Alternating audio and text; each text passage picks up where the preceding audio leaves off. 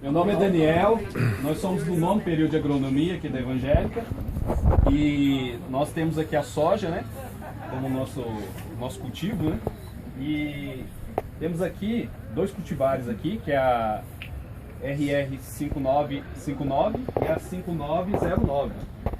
A diferença entre elas, e é o que a gente está avaliando aqui, é que a 5959 ela tem a tecnologia intacta, IRR incorporado. E do lado de cá nós temos a 5909, que ela é apenas RR. De toda forma, tem as suas diferenças em si, mas é uma soja também com a tecnologia bem avançada, porque ela tem a resistência ao glifosato. Sendo que essa aqui tem, mas a diferença é que ela é intacta e ela tem resistência, expressão a alguns tipos de insetos, né? Então, o que nós estamos avaliando aqui?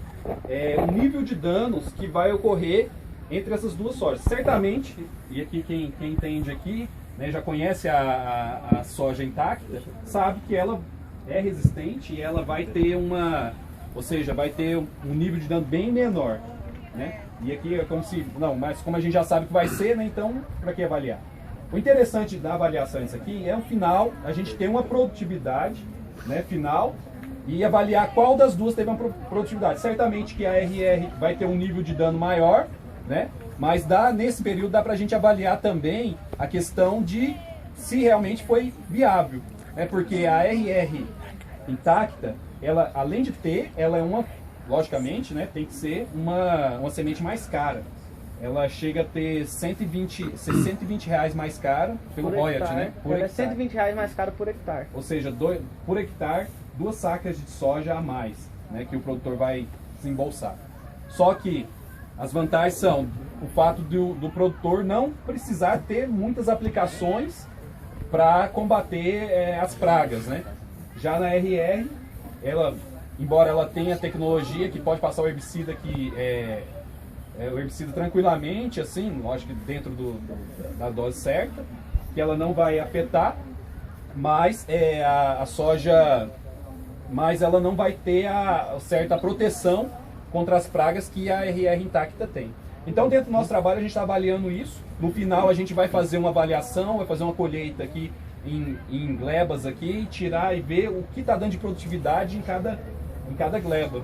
Né? Isso é o interessante disso aqui. A faculdade está proporcionando a gente avaliar, né, esses dois tipos de soja, que nós como às vezes estudantes e muitas vezes o produtor, tem muito as informações às vezes do vendedor, às vezes de propaganda, e ter uma pesquisa como essa aqui, dá pra gente avaliar. Muitas vezes, pelo fato dessa soja aqui ter uma tecnologia bem avançada e o nível de ataque ser menor, mas pode ser que essa que vai ter um ataque maior, que a gente já sabe que vai ter, embora pelo fato dela estar em V6 ainda, o estágio dela em V6, ou seja, está começando a florar agora as duas sojas, não dá pra gente ver realmente o dano, embora bem de leve assim, a gente consegue ver um pouco ainda que a soja intacta realmente está cumprindo com o papel dela, mas às vezes pode ser que a soja RR, que vai ter muito ataque, isso a gente já espera isso para concluir nosso trabalho, mas pode ser que ela seja mais viável em questão economicamente falando no final das contas.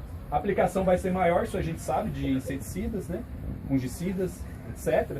Mas pode ser que realmente ela possa ter um resultado maior em questão financeira. Então isso, como estudante e às vezes como produtor, é interessante a gente avaliar. O Luan vai explicar aqui a parte fenológica da soja, para a gente ter uma noção maior. Bom, que nem o Daniel falou, hoje todo produtor, o que o produtor quer? Ele quer produzir muito e gastar menos. Então, a soja intacta, ela tá com no mercado para suprir isso aí. Então, ela é R$ 120 a mais por saco de soja de royalties. Então, se a soja é RR, você entrar mais, o que você está gastando nela? Inseticida, diesel, tem vários outros fatores que também, fora ambiental, poluição, que engloba nesse aspecto aí. Bom, vou falar um pouquinho dos tratos culturais que nós fizemos aqui nas duas variedades aqui. Primeiro nós gradeamos o local, depois fizemos a calagem, e depois nós fizemos o plantio. O plantio foi feito com um implemento da faculdade, que é uma plantadeira tatu de 6 linhas. E aqui nós podemos ver que o espaçamento da nossa cultura está de 65. O mais usado hoje é 50. Já tem casos de gente usando com 45, dependendo da sua plantadeira. Usamos 65 era o material que a gente tínhamos aqui na faculdade. Nós colocamos 22 plantas por metro, que foi o recomendado pela empresa, nas duas variedades. E nós colocamos 400 kg de 5,25 kg na base de adubação. Fizemos uma cobertura com cloreto de potássio, 30 e 34 kg. E fizemos e também jogamos de cobertura o Sulfurgan, que é uma base de enxofre que não tinha na nossa base. Então nós fizemos de aplicação. Fizemos também uma aplicação de inseticida, talismã. Fizemos uma aplicação de talismã para nós controlar um pouco alguns coleópteros e percevejo. Que já temos soja, algumas, como o Daniel falou, tem soja em R6, mas também já temos algumas soja em R1. Já começando o florescimento. Fizemos uma de fungicida, porque já tem alguma soja com R1, então nós já queríamos adiantar essa aplicação de inseticida. Se nós tivéssemos aqui plantado com 50 centímetros de espaçamento, com certeza nossa soja já tinha fechado rua. Então por isso que nós já adiantamos um pouco nosso fungicida. Vamos falar um pouquinho da fenologia da nossa cultura aqui, da soja. A nossa soja, as duas sojas, elas são indeterminadas. O que é o ato de crescimento indeterminado? Ela tem um crescimento, as vagens, suas flores, floração, são nas axilas. Cada axila dessa daqui, ela libera um tríode. O que é um tríode? Um tríode são duas vegetativas e uma reprodutiva. Então, aqui, como nós podemos ver, a nossa raiz, a principal, e as adventistas, as secundárias. Aqui tinha alguns nodos, mas devido à aplicação, mais para frente nós vamos falar também, de nodulação, já foi caindo. Na soja, depois da emergência, nós temos o VE, que é o V emergência. Após a emergência, nós temos o VC, que é o V cotiledonar, que são os dois cotilédonos. Aí nós começamos a fase vegetativa com V1, que são os primeiros pares de folhas, que elas vêm aqui, os primeiros pares de folhas da nossa soja. E consequentemente, do V6, do V1 até o V6, V7, que é o esperado aí, dependendo do seu cultivar, são por nós. Tem alguns que falam pelo trifólio, a cada trifólio, e tem alguns por nós. Cada nó desse daqui é um V, V2, V3, V4, sucessivamente. Chegou o primeiro aparecimento de flor na nossa cultura, já começa a ser o R1. E na nossa cultura, por ela ser indeterminada, as flores aparecem, saem de baixo para cima. Então é uma característica de soja indeterminada. E aí temos os estágios de reprodutivo. Como que é o estágio reprodutivo? Aparecimento das flores, R1.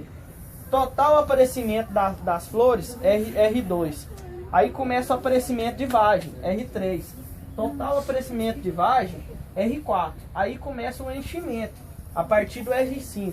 Começou a encher grão, R5. Total enchimento de grão, R6. Aí vem a maturação, que é o R7 e alguns cultivares R8 também, a maturação da cultura.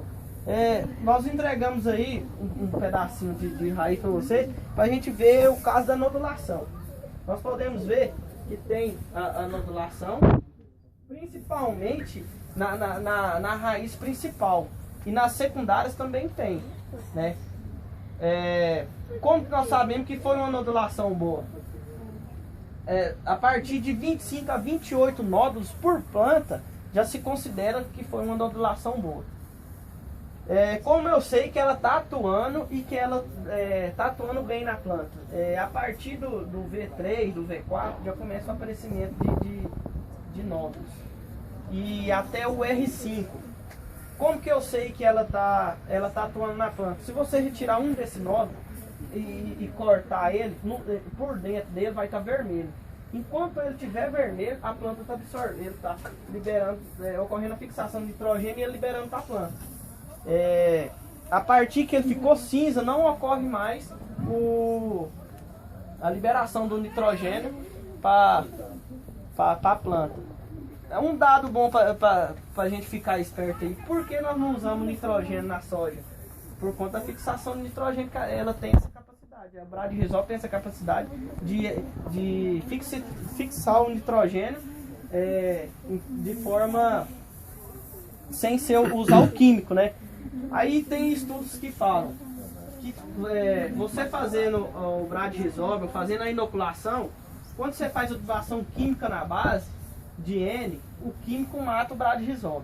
Mata sim, mas com certeza. Mas até o R5, a planta ainda vai estar absorvendo o Brad-Rizol. O nódulo vai estar liberando o nitrogênio para a planta. A partir do R5, aquele nitrogênio, pouco nitrogênio que você jogou no solo de base, a planta vai começar a absorver. Então você não chega a perder totalmente aquele nitrogênio. E é interessante que só para vocês terem uma noção mais ou menos, certamente quem já estudou e quem não estudou vai estudar essa parte do Rizol, que é importante, que a soja, igual o Luan falou, só reforçando, ela não vai nitrogênio no plantio e nem na cobertura. Estranho, né? Porque todos os cultivos, o nitrogênio é um dos mais importantes, um dos mais usados, né? Em quantidade e também em aplicação. Mas o Brad-Rizóbio, no caso, o Brad-Rizóbio que formou esses nódulos aí, são bactérias, né? Que vai formando e vai formar esses nódulos que, a princípio, só para vocês entenderem melhor, no caso do plantio comercial, e aqui também aconteceu, nós fizemos a inoculação antes do plantio, 2 horas antes do plantio, pegamos todas as sementes, misturamos com o Brad-Rizóbio, que é um líquido que a gente vira, que está com a bactéria incorporada, misturamos na semente e no momento do plantio ela é aplicada, e como ele falou, a partir do B3, ela vai começar a gerar esses pequenos nódulos. A vantagem, a fixação de nitrogênio, ou seja, essa bactéria pega o nitrogênio disponível no solo e transfere para a planta, ou seja, fixa esse nitrogênio na planta. E aí, só para entender melhor, a questão que nós não, no caso o produtor, nós aqui no caso não usamos, no caso desse plantio em si, foi o adubo que veio da faculdade, teve uma parcela de nitrogênio, mas é o interessante que a soja, diferente de outras culturas, inclusive já estão implantando também essa tecnologia também em outras culturas, mas não vai o nitrogênio no plantio. Isso é interessantíssimo, por quê? Porque no fim das contas, quando for lá fazer um levantamento ali econômico, mesmo que seja pouquinho a diferença que dá, porque é muito baratinho, e o nitrogênio às vezes, se você jogar em 1 hectare, aplicar em 1 hectare, vai dar uma pequena diferença em questão de valores. Para nós aqui, que é uma fração de 1 hectare, mas para quem planta aí 2.000, 3.000, 5.000 hectares, aí tem uma grande diferença. Esse é o grande diferencial do Brad-Rizol. Bom, pessoal, essa era o que nós tínhamos que falar aqui da nossa cultura. Estamos abertos a perguntas. Se tiver alguma dúvida ou alguma pergunta sobre o que nós falamos, estamos aí para responder. Entenderam tudo? É isso aí. Parabéns. Obrigado, muito obrigado. Ela perguntou se